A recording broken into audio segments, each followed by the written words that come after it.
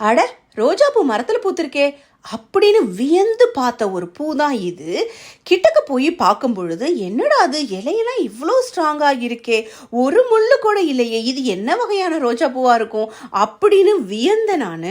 அப்புறம் தான் புரிஞ்சிச்சு, இது ரோஜா பூ இல்லை, இதோட பேரு கமீலியா பூன்னு சொல்லிட்டு. அப்படியே அச்சு அசலா ரோஜா பூ மாதிரியே இருக்கக்கூடிய இந்த மலர், இதோட வளர்ப்பு முறையும் ரோஜா பூவோட வளர்ப்பு முறையும் கம்ப்ளீட்டா வேறங்கிறதே எனக்கு புரிஞ்சிச்சு. அதே மாதிரி இதோட மண்ணில் நிறைய ஆசிட் வேணும், அப்போதான் இன்னும் நிறைய பூக்கும் அப்படிங்கிறதும் தெரிஞ்சிச்சு. இதோட இதழ் பார்த்தீங்கன்னா அவ்வளோ ஸ்ட்ராங்காக இருக்கும், ரொம்ப ஸ்லோவாக க்ரோ ஆகும். அட, ரோஜாப்பூ மரத்தில் பூத்திருக்கே அப்படின்னு வியந்து பார்த்த ஒரு பூ தான் இது.